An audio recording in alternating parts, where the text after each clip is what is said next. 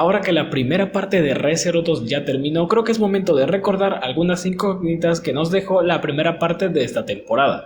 En primera, todas estas dudas, preguntas o misterios están hechas con la información del anime.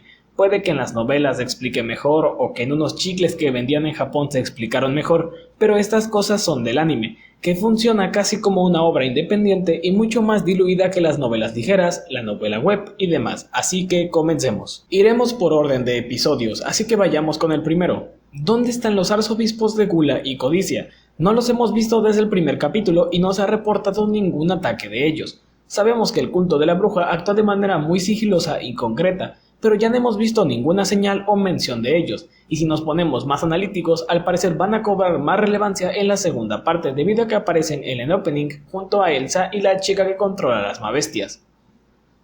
Además de que por el estado en el que se encuentra Rem, supongo que tendrán que derrotarlo para que ella recupere sus recuerdos y vuelva a existir en la mente de los demás. Pasando al segundo episodio, es decir, cuando tenemos la primera aparición de Echidna, hay algo que siempre me causó conflicto. ¿Quién se supone que debía encontrarse con Echidna en realidad?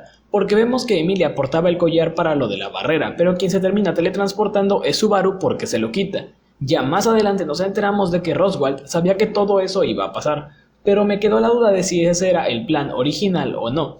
Aunque supongo que sí, porque el hecho de que Emilia se topara con la bruja de la avaricia le podía traer bastantes conflictos. En ese mismo episodio, Emilia dice que Pac lleva un buen rato sin aparecer y prácticamente en esta temporada no lo vemos, por lo que me surge la duda de dónde está Pac, y si las pruebas o el terreno de Echidna tienen algo que ver con su desaparición.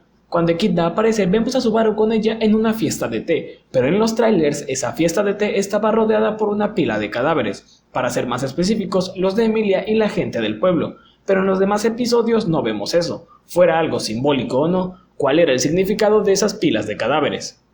Y después de ese capítulo ya no hemos vuelto a saber nada de Crush ni de Felix, quienes tampoco se encontraban en una situación muy favorable en su última aparición. En el tercer episodio lo más destacado es el tema de la dimensión de los sueños, es decir, el lugar donde se toma el té. Bueno, depende de donde lo veas, los subtítulos lo tratan de una manera diferente.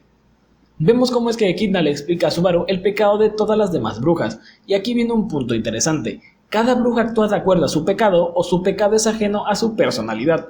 Me refiero a que, por ejemplo, cuando Echidna le explica a Subaru la vemos con una cara completamente distinta y después la vemos con cambios de humor como si fuera una chica normal. Ahora que hablamos de esta parte, me quedó la duda de por qué solo Satella tiene una reencarnación, o bueno, una descendiente que se parece mucho a ella.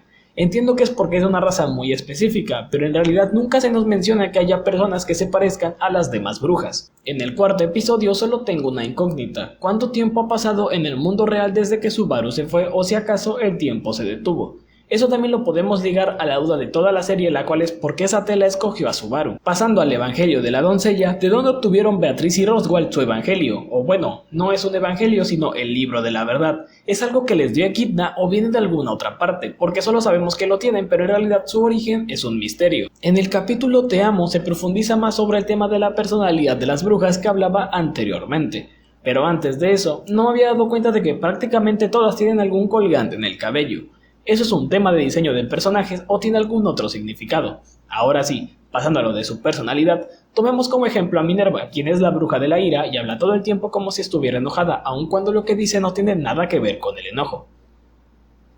Pero en realidad parece como que algo la fuerza a hablar o actuar de esa manera. Con Daphne es igual, ella intenta hablar con Subaru, pero es como si su pecado la consumiera y le costara concentrarse por el olor de Satella.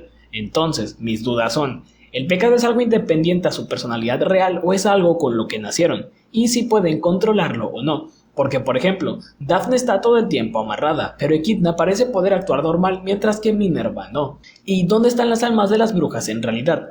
Sabemos que están en la dimensión esa de Echidna, pero me refiero a si existe algún lugar metafísico donde habiten o hay alguna manera de liberarlas. La otra cosa que no me parece tan relevante es por qué Echidna quería saber de la existencia de Petra. Entiendo que era para ganar más conocimiento, pero después de eso no se hace mención del asunto. En el capítulo El sabor de la muerte solo tengo una pregunta: ¿por qué Elsa es tan difícil de matar? ¿Cuántas vidas tiene? En la temporada anterior se supone que Reinhardt también había terminado con ella, pero aquí vemos cómo Beatriz también en teoría la mata e instantes después vuelve a aparecer. El capítulo de la fiesta de té de las brujas también es otro bastante interesante, pero nos aclara varias cosas y en realidad no nos plantea ninguna pregunta relevante. Bueno, Lo único que me viene a la mente es que vemos a Echidna consumida por su avaricia, inclusive su rostro cambia. Pero eso me pone a pensar que qué ocurre cuando las demás brujas son consumidas por su pecado o se dejan llevar. Y el tema de si es algo independiente o no de su personalidad cobra más relevancia, porque conocemos a Carmilla, la bruja de la lujuria, que tiene cara de todo menos de ser esa bruja. Y por último tenemos el sonido de estar a punto de llorar, en donde las preguntas son medio obvias. En primera, ¿por qué Satella quiere morir y cómo la mataría Subaru? Entiendo que es la más marginada de todas las brujas, pero es la única que al parecer maneja este tipo de personalidad depresiva, y cuando Subaru dice que volverá para salvarla, ¿cómo lo hará y por qué? Podría ser quitándole las sombras que tiene alrededor, pero eso le podría afectar en su estatus de bruja.